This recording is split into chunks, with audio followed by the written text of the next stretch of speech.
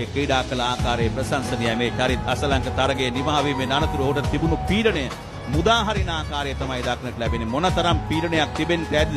ඔහු ආබාධයක් සහිතව ක්‍රීඩා කරමින් සිටියේ.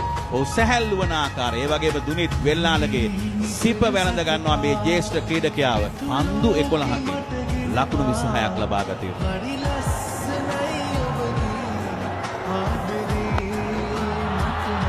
නියම අන්දමින් පන්දුව ස්ථානගත කරනවා ෂෝට් ෆයිනල් ක්‍රීඩකයාගේ හිසට ඉහළින් පන්දුව 4 සීමාව වෙත දුනිත් වෙල්ලාලගේ ශ්‍රී ලංකා කණ්ඩායම තරගයට කැඳවාගෙන එනවා. එම 4 පහර ලබා ගැනීමත් සමග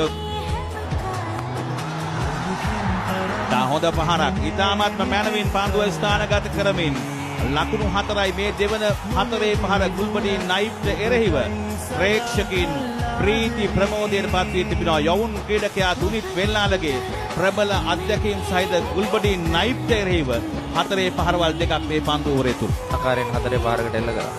ඔහු වරද කළ බහන්න කරන ප්‍රතිමාය අවස්ථාවේදී ඉහළින් පහර එල්ල තාමත් හොඳ පහරක්. ලකුණු 4යි දුනිත් වෙල්ලාලගේ හිටපු ශ්‍රී ලංකා වයස අවුරුදු 19න් පහළ ක්‍රීඩකයා. ඒ ලකුණු 4 ලබා ගන්නවා සමගම 300 සීමාවට පැමිණෙනවා ශ්‍රී ලංකා කණ්ඩායම. පල්ලේකැලේ ක්‍රීඩා පිටියේ අති විශාල ප්‍රේක්ෂක පිරිසක් ප්‍රීති ප්‍රමෝදයට පත් කරන මේ 4 පහර. තවත් හෙමින් යොදපු පන්දුවක් ඉතාමත් හොඳ පහරක්. කෙලින් කිසිම ක්‍රීඩකයෙකු යොදවන්නේ නැහැ. බොහෝ අවස්ථාවල තීරණාත්මක පන්දුවරේ ආරම්භය ෆසල් හක් ෆාරුකි. ඔහුගේ පන්දුව යොමු කරනවා සමග ඉහළින් පන්දුව ඇදියනේ ලකුණු 6ක් විය යුතුයි. රෂීඩ් ખાන්ගේ අතේ වැඩි පන්දුව ඇදින ආකාරය අපි බලමු. දෙවන විනිසුරට යොමු කරයිද? ලකුණු 6ක් ලබා ගන්නවා දුනිත් වෙල්ලාලගේ ශ්‍රී ලංකා කණ්ඩායමේ 19න් පහළ කණ්ඩායමේ නායකත්වයේ දරූ මේ යවුන් ක්‍රීඩකයා විශිෂ්ට ආරම්භයක් ලබා ගන්නවා අවසන් පන්දුවරේ.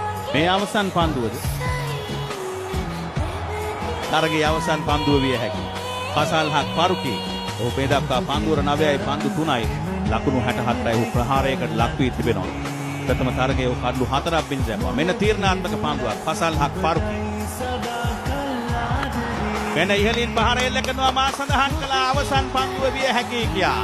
එය අවසන් පන්දුව බවට පත් කරමින් චරිත් අසලංක විශිෂ්ට 6 පහරක් එල්ල කරනවා සමගම ඇෆ්ගනිස්තාන් කණ්ඩායම පරාජයට පත් කරමින් පල්ලේකැලේ ජාත්‍යන්තර ක්‍රිකට් ක්‍රීඩා පිටියේ අති විශිෂ්ට ජයග්‍රහණයක් ලබා ගන්නවා ශ්‍රී ලංකා කණ්ඩායම.